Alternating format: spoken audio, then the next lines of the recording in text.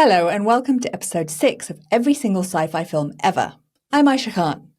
Today we will be looking at Frankenstein, but we're going to be doing it a little differently. Although many people consider the 1931 movie to be the definitive film on Frankenstein, there are dozens upon dozens of them. So I thought we could take a look at the character Frankenstein, his monster, and about why these types of stories fascinate us so much. But before I get to that, I need to say a huge thank you. I have been so overwhelmed by the number of people, thousands all over the world, who have tuned in to this podcast. Thank you so much for giving it a chance. Thank you so much for listening. It's amazing that there are so many people out there who are interested in very, very old sci-fi films. So if you've enjoyed it, please subscribe, recommend it to your friends. And if you want to follow me on social media, you can do that mainly on Instagram at Every Sci-Fi Film. Now on to our wonderful guests. Roger Luckhurst is a professor at Birkbeck, University of London. He specialises in film, literature, and cultural history from the 19th century to the present. He has written/edited multiple books and written numerous articles on science fiction, horror, and the Gothic. Welcome, Roger. How are you doing? I'm very good. Thank you very much. Thank you for having me. Wonderful. Joining him is Sarah Art, who is a lecturer at Edinburgh Napier University. She has taught courses on Frankenstein in film and television, and co-led a 3-year project titled The Age of Frankenstein that examined the origins and the legacy of the story. How are you doing today, Sarah? Good. Yeah, I'm really well. Brilliant. Sarah, can I go to you for a quick overview of the origins of the Frankenstein story, the monster, and there's a lovely story about how Mary Shelley came to write this book. There's a great story about how Mary Shelley came to write Frankenstein. So basically, before she becomes Mary Shelley, she and Percy Shelley basically are having an affair, and they end up on vacation with Byron, Lord Byron. And so just to set the scene, this is two very accomplished writers in the UK in the kind of early 19th century. And Mary at this age is 16, is that right? 17. Yes. So she's a teenager, and many of the hot takes on Frankenstein as a narrative emphasize the fact that this is a novel written by a teenager. So there are a lot of people who sort of claim that with a real sense of pride, and it is remarkable when you sort of think about it in that way. So yes, so Mary Shelley, before she becomes properly Mary Shelley, she's not married to Percy Shelley, the Romantic poet. They basically start having an affair. Percy Shelley is still married to somebody else, and they go off on vacation with Lord Byron, who at this point is extremely famous. And people are obsessed with him. It's fair to say. So he's on vacation with them. His personal physician, John Polidori, is there, and Mary's cousin, Claire Claremont, who's also completely obsessed with Lord Byron. And they're all on holiday together in the Villa Diodati. And this is where? Switzerland. In Switzerland. Yes, by Lake Geneva. This is the year without a summer. It's 1816, and there have been eruptions at Krakatoa, and so it is completely messed up all of the weather patterns. And they're there, and so they can't enjoy some of the things that they might otherwise have done in terms of enjoying the landscape. And one evening, there's a proposal for a ghost story writing competition. And the results of this are Mary Shelley begins writing Frankenstein. And some of the other outputs from this are John Polidori's short story, The Vampire, which is often credited with being the first appearance of the vampire in English literature. I think there was some accusation, or there were some rumors at the time, that people couldn't believe that this story came, one, from a woman, and secondly, from a teenager. Yes. Although Mary Shelley was a very remarkable person in many ways. She's the daughter of political radicals.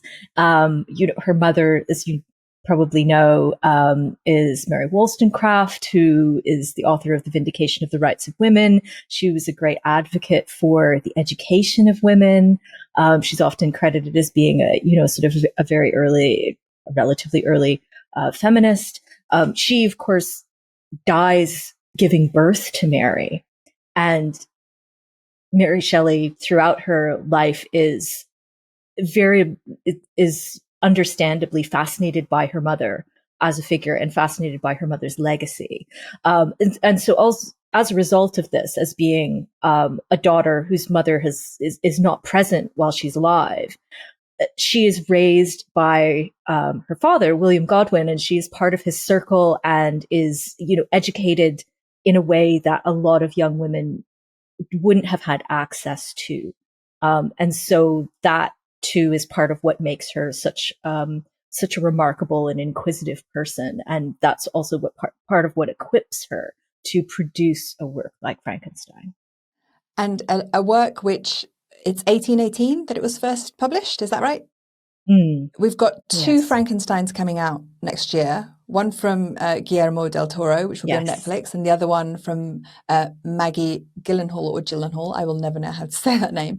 That's more based on the film Bride of Frankenstein, but still the same characters. So it survived over 200 years, and people are still fascinated by this monster, even in the films that are leading up to Frankenstein 1931, which have these scientists messing with nature and creating things which are, an abomination. There's one called Al Rawan in which a woman is created, and they take kind of a prostitute and a criminal, and they make this woman, and she is, she's an abomination. She's all the dangerous things that I suppose society fears women to be. Roger, you've done a lot of work on monsters. Can we talk a bit about what, Frankenstein's monster or any monsters tend to represent in fiction, in Frankenstein, and in film? Yeah, that's a huge question. I think, it's the central kind of question, isn't it? Because this monster must be doing something for us to, appear in 1818, be on stage within a few years. There are 41 silent films that are based around Frankenstein. There are over 200 sound films since. It's just enormous. There must be something about this monster. And I think quite a lot of people look at Mary Shelley's Frankenstein, that 1818 moment, as not only just a kind of gothic story, so it's about an eruption of this horrific kind of creature, but it's also getting rid of a kind of theological framework of the Gothic. So this used to be about sin and transgression and so on. Why it's important that we know that Mary and Percy Shelley are radicals is because they're also materialists. They only believe, in a sense, in the vital spark of life being a kind of biological thing purely. Percy Shelley gets expelled from university for declaring his atheism, right? So they're radicals. They're really interested in science and the potentials of science. And that's what I think the monster of Frankenstein begins to, in its creation, is tapping into a lot of those kind of fears. Right at the beginning of the 19th century, there are a lot of scientists who are beginning to think maybe the divine spark of life, the soul, if you like, is actually just an electrical pulse. And what would that mean? What would that mean for our whole framework of belief? There's lots of kind of anxiety around that. And here you have this kind of monster that sort of erupts on the edge of what is an orthodox belief. So that's what I try and think about in terms of monsters, is this sense in which, and it's very explicit in James Whale's script, is that, what would it be like to go beyond the boundary? What would it be like to go beyond the norm? And that's really what monsters represent, is this kind of eruption of of some kind of transgression of our normal view of things. So it's monstrous because it's, no longer normal. It's abnormal. In the film, he has an abnormal brain. And it's this sort of transgression that allows us to explore the limits of what is acceptable morally, but also what we know, also what we might want to kind of think about going towards or actually preventing ourselves. Hence, we use the phrase Frankenstein science, because it's about being at the very limit of what we should perhaps or could do with technology.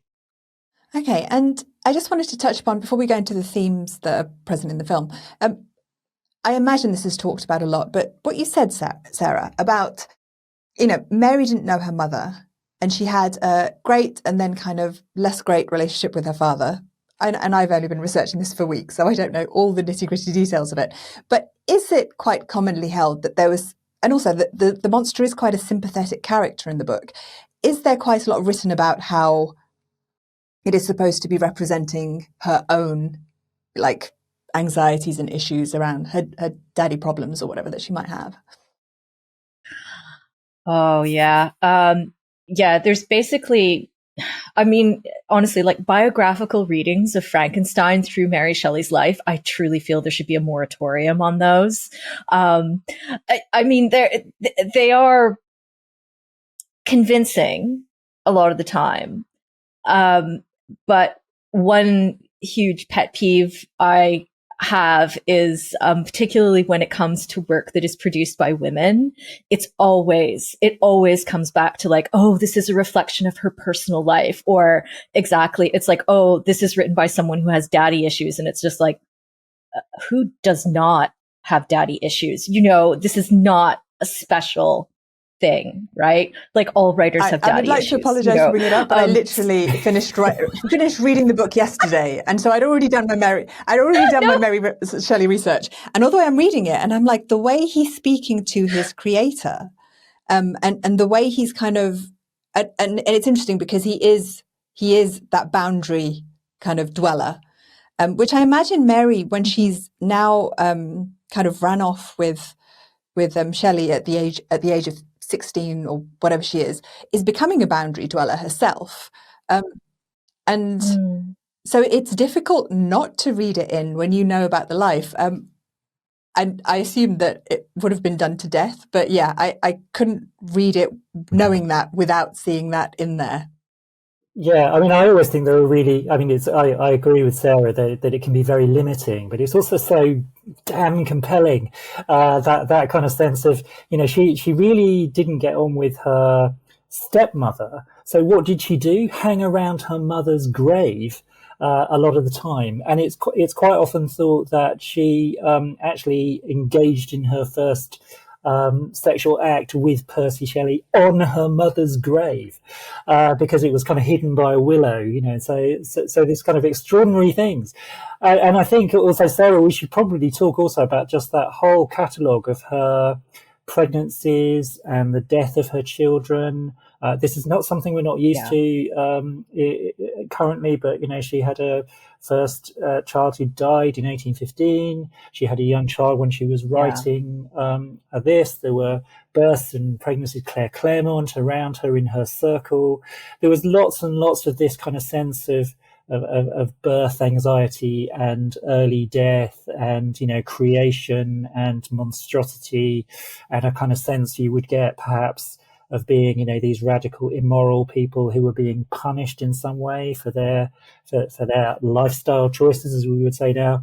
So I think there's a lot of kind of very rich material there, but it is incredibly limiting, especially when you think that all of the Gothic is quite often about these anxieties of reproduction. So it's not just Mary Shelley. She's actually hooking into a whole genre which is about men's terror, actually, of reproduction. So it really does appeal, I think, to kind of readers as a sense of, well, what if we could create our own creatures without this horrifying reproduction? But here's the vengeance that comes when you transgress that law. Absolutely. And I think, and I love that story about how, sort of Mary and Percy maybe first got it on her mother's grave, because this is why Mary Shelley is the ultimate goth princess. This is also why, there's also the story about after Percy drowns, she keeps his heart in her desk for the rest of her life. I mean, isn't that amazing? I feel like the goths I knew growing up really didn't have anything on Shelley. They really don't. Okay, let's get to the themes in the film/book of the monster. So, the frenzied, obsessive, mad scientist. Is this just a fear of scientific progress? What's the root of this, do you think? It's subtitle. It's a very important subtitle, the Modern Prometheus, and in a way, it's it's an echo of the classic story of Prometheus, who is the man who transgresses by stealing fire from the gods. And this kind of representation of knowledge, which is absolutely central to the James Whale film. Nearly everyone is carrying a torch in that film at some point, or a cigarette is being lit, sunlight is kind of coming in. So it's all this sort of sense of the Promethean enlightenment, so this kind of sense of grabbing fire. But Prometheus is punished by the gods in a fairly gruesome way, tied to a rock, and his liver is devoured every day in punishment for his wanting to know too much. So that's the kind of classic thing. And then I would say that the key resource for quite a lot of this Mary Shelley stuff is both Faustus, so the myth of Dr. Faustus, who again is someone who is secretive, reading too much, reading the wrong kind of occult material, and makes a deal with the devil, and is momentarily gets his delight and pleasure, but then is punished for it. So I think that's kind of really crucial idea as well, just that kind of Dr. Faustus story. For those who haven't seen the film, there is a normal brain that the assistant is about to collect, and that drops on the floor. And so he ends up getting a jar marked abnormal with an abnormal brain in it, which is supposed to be a criminal brain. But even so, he doesn't tend to show these kind of very criminal tendencies off the bat. I mean, they develop, but he is quite a innocent character who seems to be mistreated. So I think that's an interesting choice for a horror film. What do you think was the reason behind them not kind of going full horror with this? Well, I mean, I would say that the word horror as a description of a film has not yet arrived. It's around about 1932 that you start to get the category H for horrific. And if you look at the early reviews of these kinds of films that we now call horror films, they were known as weird films, so kind of a weird atmosphere. So they're looking for kind of atmospheres of things. And there's a very rapid moment in 1931, 32, when you start to get these iconic kind of gothic creatures being adapted. So, Jekyll and Hyde comes a couple of months later. The Mummy comes 6 months later. We've already had Dracula in February 1931. So, all of these kind of clustered together in a very short period of time. And that's what creates the horror film. And I think what both Mary Shelley and the film do is that this is always a tricky question about what's the relationship to the sin, if you like, that's happening, because there's a kind of a moral arc that you can put over a gothic story, which sort of says, here is hubris and you're being punished in the end. So kind of classic Greek model of tragedy, where, you overreach and you're pulled down. And what's convenient about that is you can also call that a Christian allegory as well. So, don't transgress God's law, otherwise this is what will happen to you. So you've got a kind of neat moral. And actually what the film does, or rather what the Universal Studios do, is they put a preface on this where someone comes out, Edward Van Sloan comes out at the beginning of the film, just says, don't worry, this is a moral film about what it means to go against God, and it's all a bit naughty. And they put they even put a last scene in as well, where Henry Frankenstein is redeemed in a way. He survives this rather than being killed at the end of the film. So they've kind of put the story inside this arc, which is a kind of moral arc about sin. But actually, the great thing about the Gothic is the middle stuff. It's the transgression. It's the delight. It's the joy. It's the eruption of violence and kind of really extreme emotions. So you can do two things at the same time. You can get away with it by saying, no, it's a moral story. But then you can also indulge all of that kind of violence and sexual transgression that happens in Frankenstein. And you've got away with it. But actually, the secret of Gothic and horror is that we like those middle bits which is all about the transgression. And I think that's the same with Mary Shelley herself. She kind of puts a preface on this in 1831, which kind of tries to contain actually all of the radicalism of the story and its secular approach to life itself and materialism, and tries to turn it into a much safer kind of moral story. But of course you want to do that if you want to be a kind of respectable, safe person. There is apparently quite a prominent theme of revolution in the book, and even Frankenstein potentially as kind of a representation of revolution. For Mary Shelley and Percy Shelley, both kind of radical socialists, have been kicked out of England for their immorality. In a sense, they've eloped. Byron can't go back to England because he's this scandalous libertine kind of figure. The 1810s, when they are gathered together in the Villa Diodati in England, after the Battle of Waterloo ends, the Napoleonic Wars in 1815, there's an incredible economic collapse. And lots of soldiers return. They're incredibly poverty-stricken. There's lots of poverty. At the same time, factory industrial revolution is happening. But there are attempts to form workers' cooperatives and unions. They're being brutally suppressed, including by military force, suppressing these sorts of things. And Percy Shelley, particularly as a public intellectual, is kind of on the side of the workers, even though he's an effete aristocrat. He's kind of on the side of the workers. It's all about revolution. So inside the story, Mary Shelley has, this is the great thing about her monster, of course. It's always mute in the theatre versions and the film versions. Not always, but mostly. Whereas what you get in the novel is hundreds of pages from the point of view of the creature, of the monster. And the monster is educated, learns how to read, learns history and so on by listening in to a book being read out in this kind of hovel in the middle of the forest, which just happens to be Volney's Ruins of Empire. And Count Volney was at the center of the French Revolution. He was one of the key people in the assembly that overthrew monarchy and that started the revolution. And it's about basically all empires are pulled down and ruined.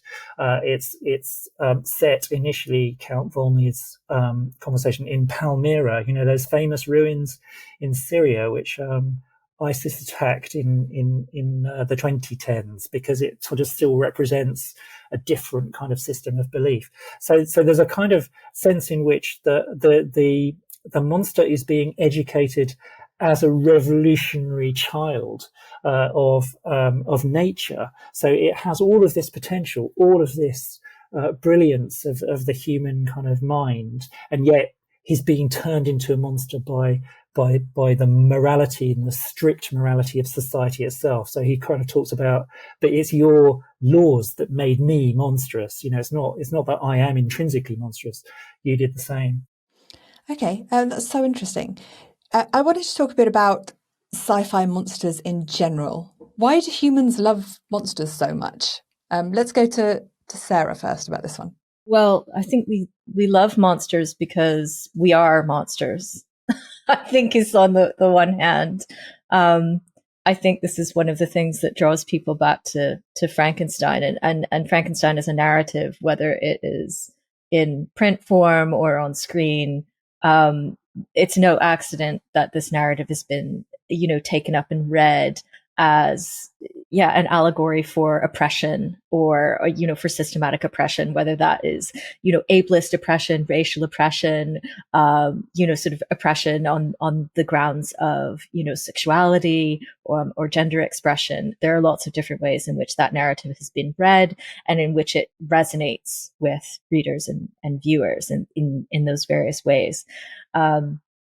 So I think, sort of we like this idea of the outsider monster because that makes us feel seen in that sense, if you feel that you reside in that border place.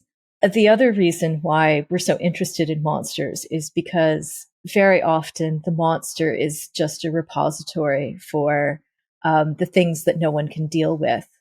That finds expression in a variety of ways. So one of the the things that I think is so interesting, for example, about the Alien franchise, the xenomorph, as that creature, initially, based on work produced by the Swiss artist H.R. Geiger. And one of the great terrors of this creature is that it possesses a body which can essentially assault and impregnate anyone. Anyone is vulnerable to the xenomorph. Anyone can carry the seed of the xenomorph in the Alien franchise. That is terrifying, But there's also that kind of tracking through from, the initial film in 1979 is about an absolute monstrous, horrifying other thing that kills or needs to be killed.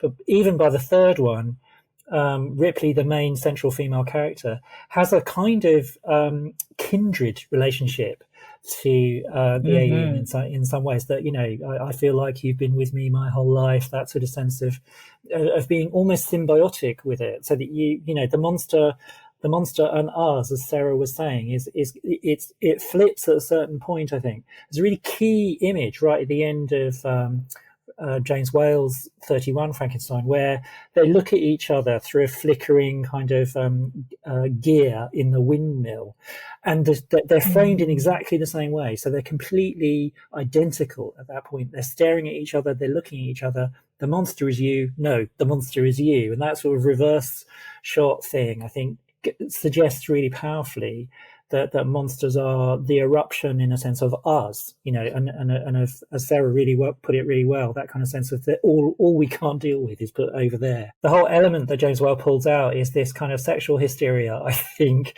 because, there's so much emphasis on, well, let's put the wedding off while I produce this gigantic kind of monstrous, horrifying other.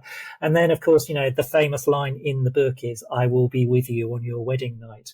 And that sort of sense of in the film, you get a little ellipsis where it's suggested that actually Frankenstein's bride on the day of the wedding has been raped by the monster. Yes. And it's like yes, this is us, but this is our kind of horrific alien animal desire that I don't know what to do with as a neurotic scientist. So all I do is work in order to repress this stuff, and then here it comes, kind of rushing out.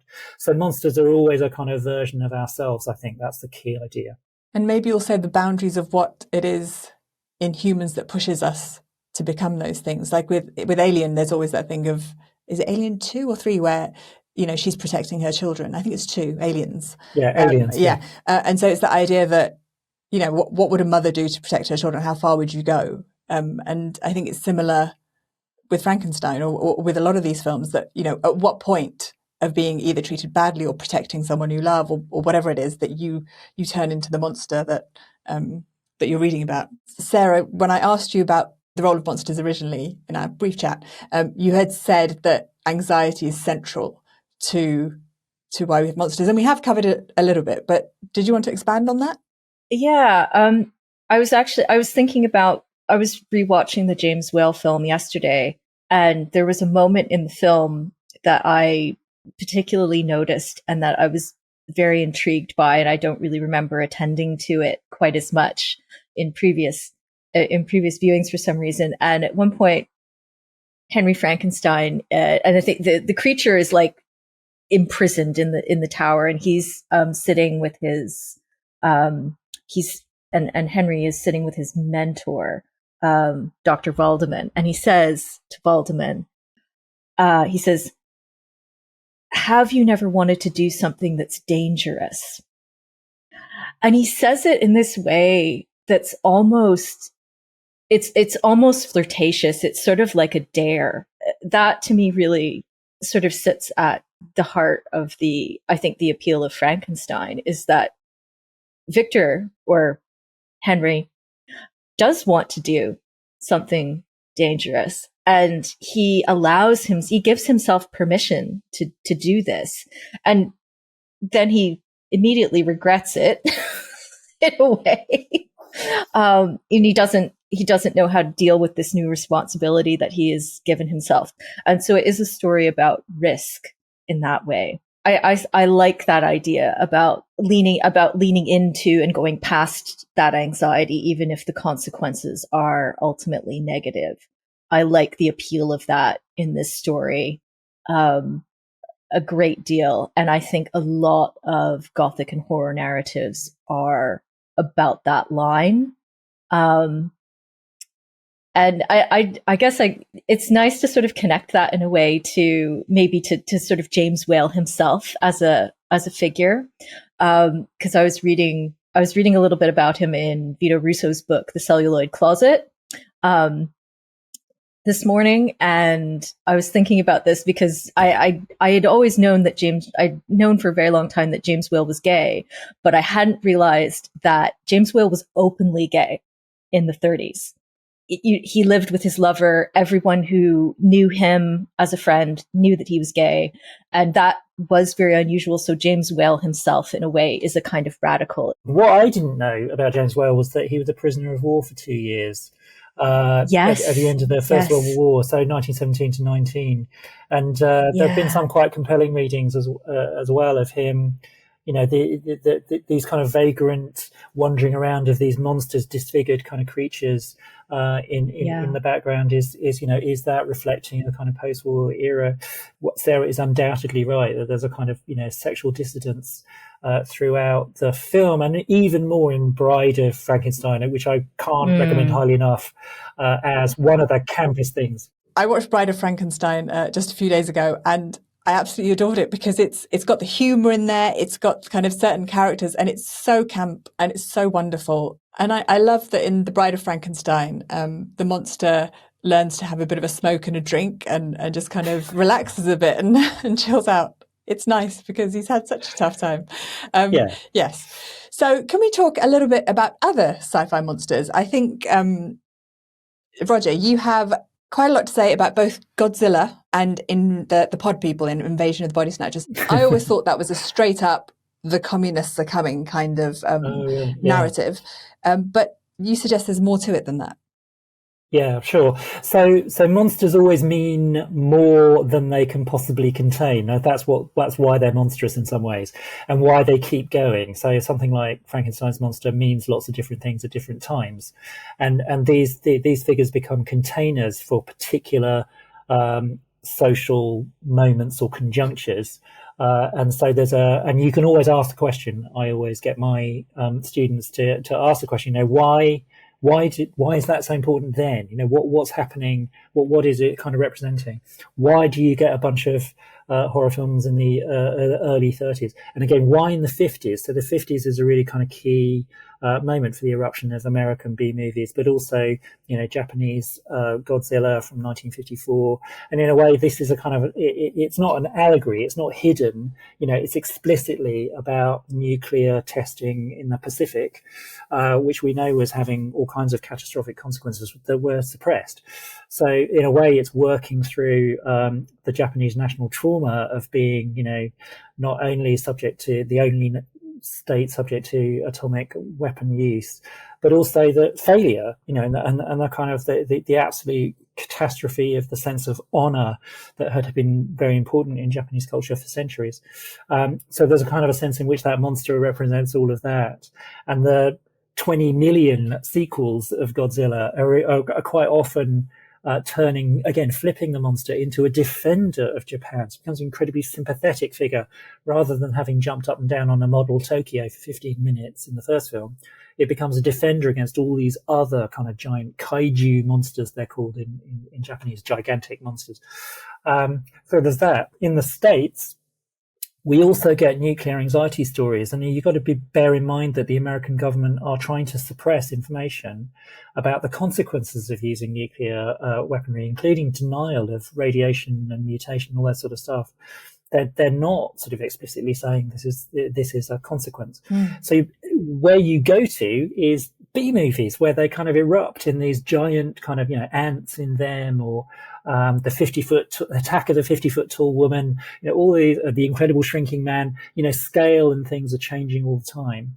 And with the Invasion of the Body Snatchers, which is this story about a town in California where people are becoming rather strange and emotionless. They're actually being replaced by pods from an alien race.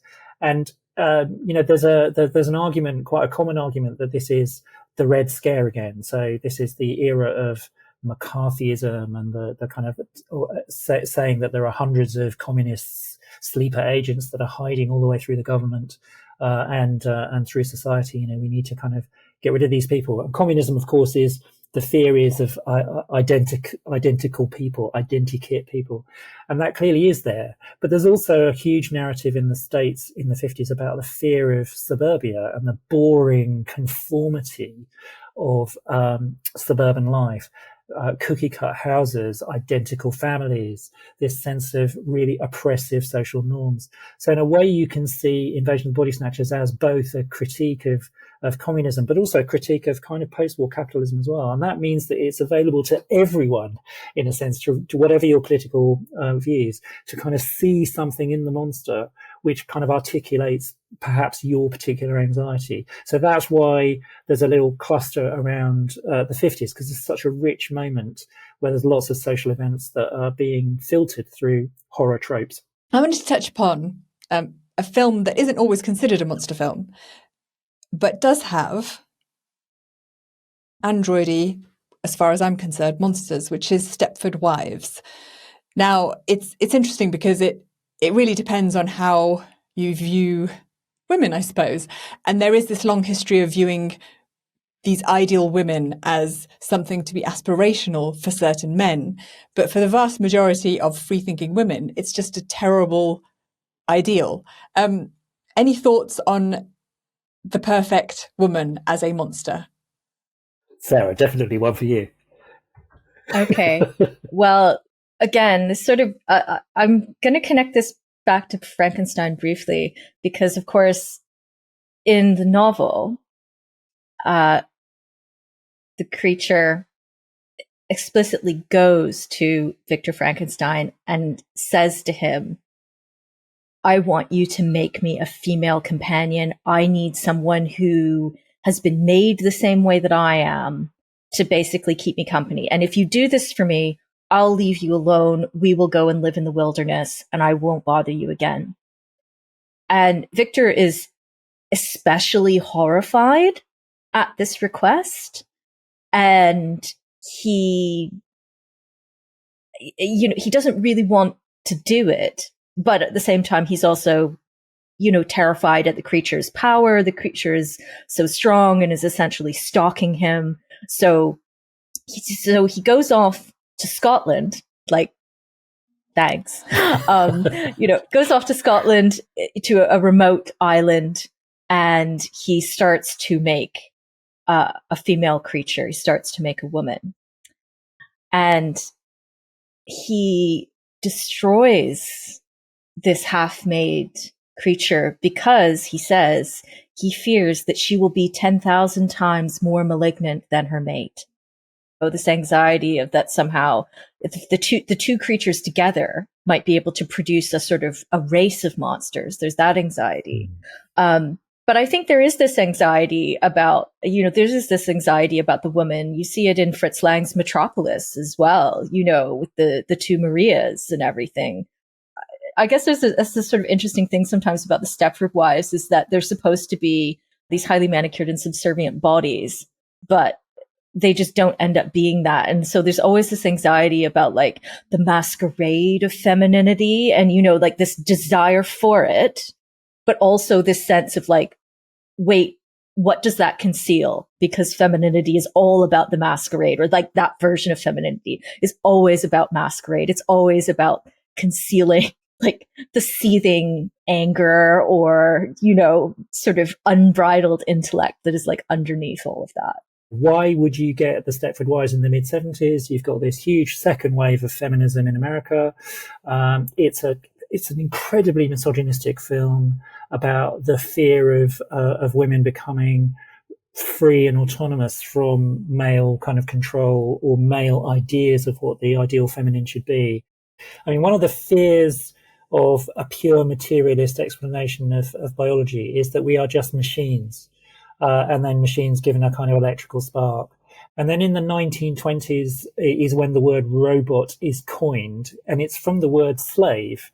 So it comes over from Hungarian, I think, robota, for meaning slave. So you've got a master-slave thing going on, which of course comes out in the relationship between Victor Frankenstein and the creature, which is who's the master and who's the slave.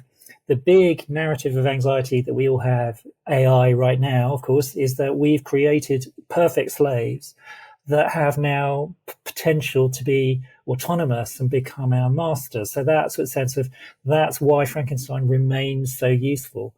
Okay, we did talk about the death of Frankenstein in the film. Roger, you had mentioned that the windmill on fire was sort of representative of a cross, and that it could potentially be read as a kind of anti-right-wing supremacy that was happening in the US at the time. One of the key anxieties in the 20s was the return of particularly African-American soldiers, and the sense that they'd had, got above their station in life by, experiencing the world, but also being in the army. And so there was a really strong suppression, particularly in the southern states. And then lots of kind of riots about the wealth that was beginning to accumulate, which was greatly resented by poor white populations. And so therefore you got, after W.G. Griffith's film, The Birth of a Nation, which kind of revives the KKK, Ku Klux Klan, as this kind of secret white supremacist society that's going to keep society in control. You do get in the 1920s, it's the peak really of the Ku Klux Klan and its racial kind of violence, and lots of really horrific incidents of lynching and so on.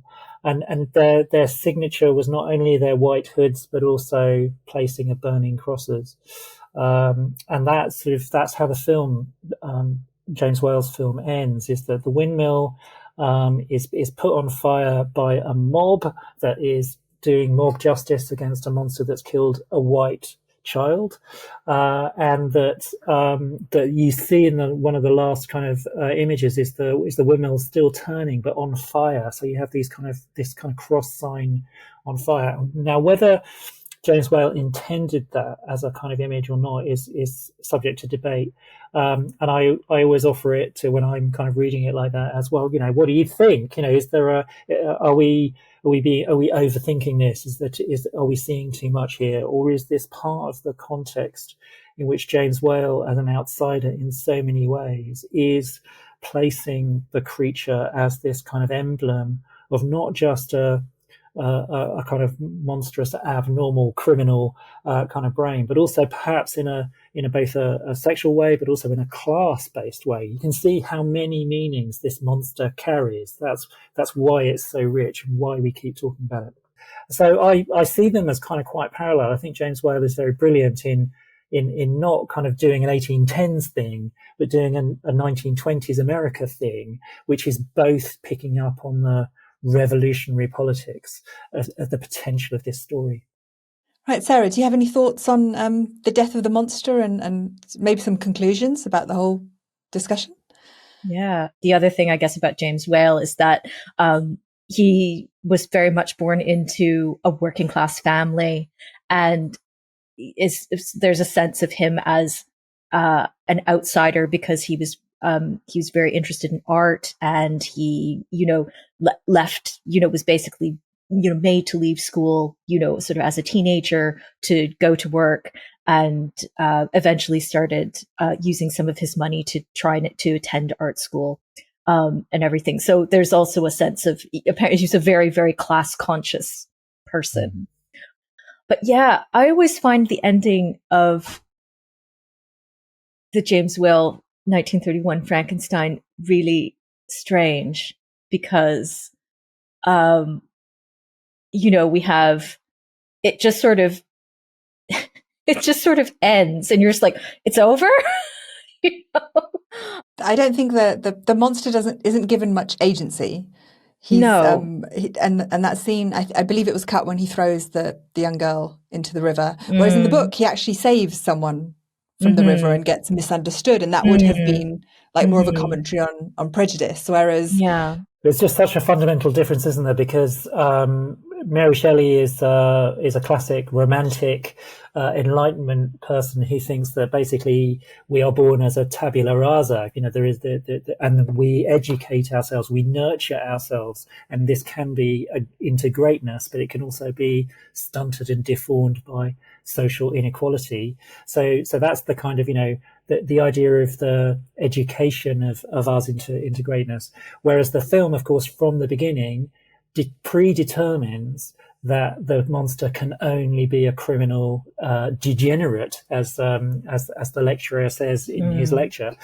So it's only ever going to be able to do criminal acts, and that's a direct kind of link back to late 19th century theory about biological degeneracy. You are born like this. There is nothing we can do about this, except perhaps eliminate you or breed you out of existence. Yeah. Hence the whole kind of world of eugenics and the idea of, good breeding and all that sort of stuff. Or sterilization.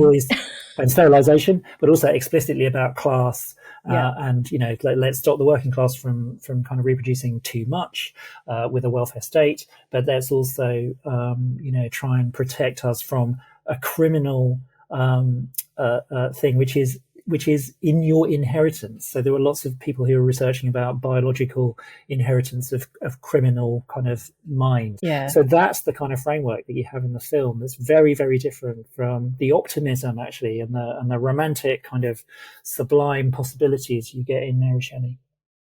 Brilliant. Thank you so much, both of you. If there was anything you could recommend to people who are listening, and they are listening all over the world, which I find quite shocking, what would that be? Any thoughts on that?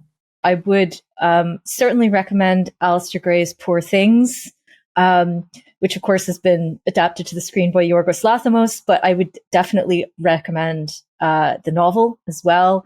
Bella Baxter, who's the protagonist, who is essentially the creature, is a really compelling and fascinating protagonist, and is a protagonist that's really hungry for the world and gets to have all of a lot of the experiences that Shelley's creature or the other versions of the creature don't really get to have.